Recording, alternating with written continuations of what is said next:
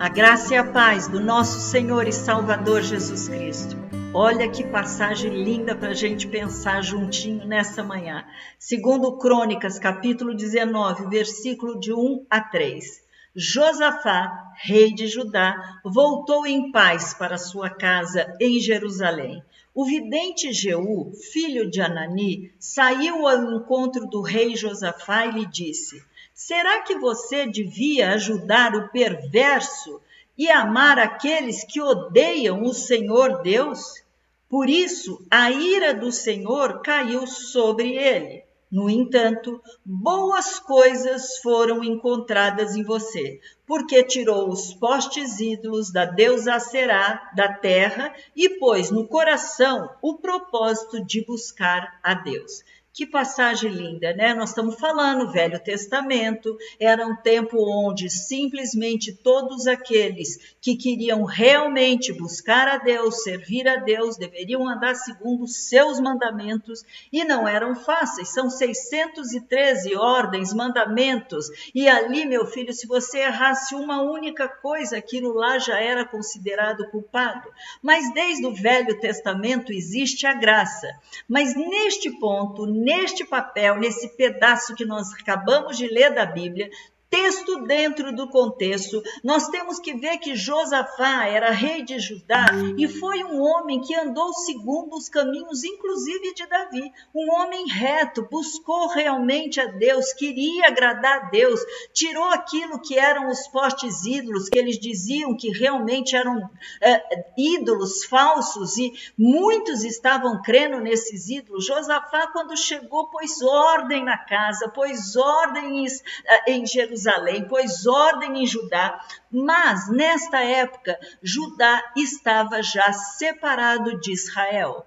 Eram da mesma tribo, da mesma etnia, povo de Deus, mas eles haviam se separado.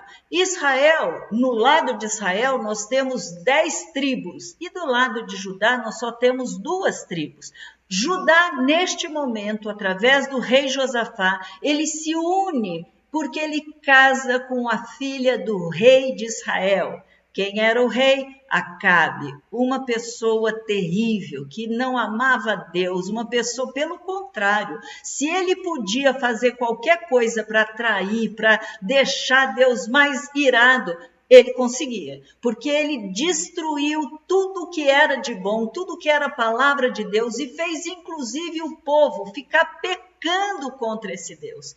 E aí nós estamos vendo nessa passagem que Josafá vai visitar o rei Acabe, e quando ele chega lá está tendo uma guerra, e Josafá inclusive vai lá e participa dessa guerra, porque o rei de Israel, ele simplesmente pede se Josafá poderia ir com eles. E ele vai, ele aceita ir, ele até pergunta se tinha alguém ali que poderia estar falando da parte de Deus, mas independente de qual tenha sido o resultado, porque o profeta falou, não vá, Acabe vai morrer, eu vi o povo todo separado, o povo todo disperso, mas a resposta dele para Acabe foi a seguinte: sou como você é, e o meu povo é como o seu povo, iremos com você à guerra. Apesar dele saber exatamente tudo, saber que Israel, que através do rei Acabe estava assim totalmente fora da vontade de Deus, mas por causa de um casamento que foi feito, que era fora do plano de Deus, um casamento que foi feito com a filha de Acabe, ele simplesmente neste momento recebe, justamente quando ele acaba de sair dessa guerra, Acabe morre. Mas o que acontece com ele? Ele volta são, porque no meio daquela batalha ele grita por socorro e o exército que estava indo contra Acabe, eles só queriam matar o rei Acabe. E do nada, um homem pega uma flecha, atira ao léu e esta flecha cai exatamente em Acabe e ele de repente começa a ficar muito ferido e ele sai da guerra mas ele morre, como Deus havia dito que iria acontecer. A guerra foi intensa e na hora que eles chegaram para prender, para matar o Josafá, porque ele era o único que estava vestido com os trajes reais, Josafá grita, eles veem que não é o rei Acabe, deixam Josafá e vão atrás de Acabe, que estava escondido, como eu falei para vocês. Mas o que eu acho interessante é que ele volta em paz agora para Jerusalém. E quando ele chega em Jerusalém, um profeta, como é difícil você ter que chegar para fazer um confronto hoje em dia com qualquer que seja a pessoa. Você não precisa falar, imagine um rei. Imagine você chegar e falar, você está em pecado, você está agindo errado, você está fazendo o que Deus não quer. Se isso já é difícil falar com o teu irmão, com os teus próximos, quanto mais um profeta chegar diante do rei para poder mostrar para ele tudo o que tinha acontecido de errado. A pergunta que ele faz é a seguinte, você deveria ajudar o perverso e amar aqueles que odeiam o Senhor? Aí você deve estar pensando, Raquel, qual é o objetivo desta meditação? Cuidado com quem você anda. Cuidado com as companhias, com as más conversações. A Bíblia diz que as más conversações corrompem os bons costumes. Cuidado com o que você ouve, cuidado com o que você assiste, porque tudo isso pode influenciar a tua formação. Se é uma criança, evite dela assistir, ver, ouvir, principalmente nos dias atuais. Como nós precisamos ser prudentes com quem nossos filhos, netos estão andando, com quem eles estão saindo, o que eles estão assistindo. Nós temos que tomar muito cuidado, muito cuidado.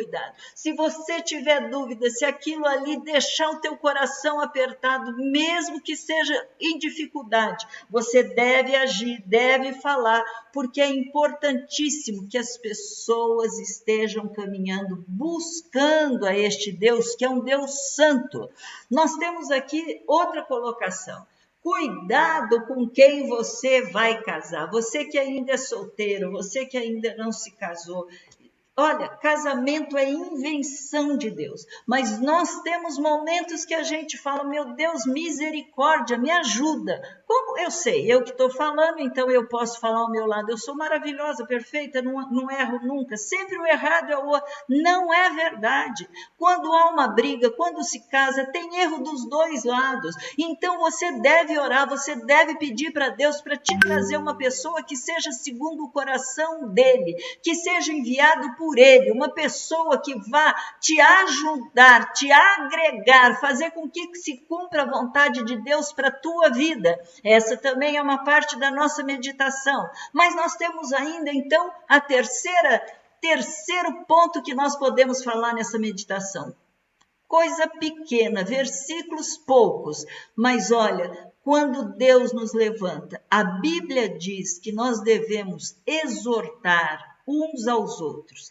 Exortar é mostrar o erro, é falar cuidado, você está num caminho errado, presta atenção, você pode cair. Não precisa ser um profeta daquele tipo que diz assim diz o Senhor. Nós cremos, muitas vezes nós vamos ouvir uma profecia também, mas não é sobre isso que eu estou falando. Eu estou falando sobre você chegar diante de Deus, colocar para Deus aquilo que precisa ser feito, porque Deus vai falar com você e te mandar falar um recadinho para alguém do teu lado. A pergunta que fica é, você vai ser ousado e buscar em Deus, em amor, a palavra certa, do jeito certo, na hora certa, para poder exortar o teu irmão? Se você fizer isso, você é um profeta do Senhor, mesmo que você não tenha o dom da profecia. Mas a palavra de Deus diz que todos somos pecadores. Terá momentos onde eu vou estar te ajudando e terá momentos onde você vai estar me ajudando. Um ao outro ajudou. É isso que fala a palavra de Deus. Então vamos orar, porque tem muita coisa em tão pouco versículo, mas tem muitas coisas para a gente aprender aqui. Vem comigo. Pai amado e querido, como é bom meditar na tua palavra. como ela traz preciosidades, ensinamentos, Pai. Tem coisas tão lindas, Senhor, que são reveladas, às vezes em poucos versículos, Pai. Mas nós precisamos saber o texto dentro do contexto, para não pensar um versículo e fazer dele uma doutrina. Pai, aqui a situação é clara.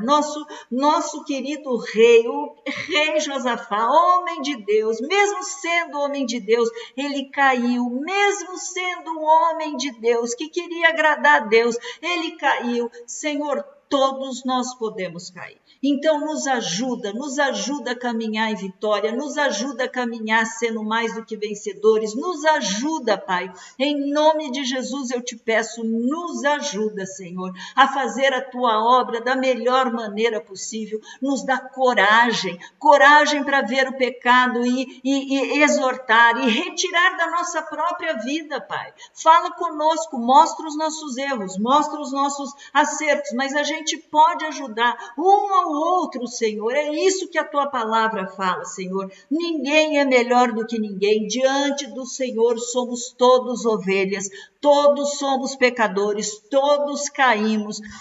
Podemos estar em nível espiritual diferente, mas Josafá era um rei, Josafá era um homem que te buscava e mesmo assim ele caiu. Então, Pai, em nome de Jesus, fala conosco, queima o nosso coração, nos ensinando, nos exortando, falando através da sua palavra, falando através de outros irmãos. Senhor, nos ensina também, Pai, a com ousadia confrontar, Pai, com amor, Pai, chegar para poder mostrar. Senhor, é privilégio te servir, é um caminho, a porta é estreita, Senhor, os dias são maus, esse mundo jaz no maligno, Pai, mas nós sabemos em quem nós temos crido, nós sabemos que a nossa recompensa é tremenda, nós sabemos que o Senhor, em vitória, nos levará para um lugar infinitamente melhor do que este que nós habitamos hoje. Portanto, Pai, em nome de Jesus,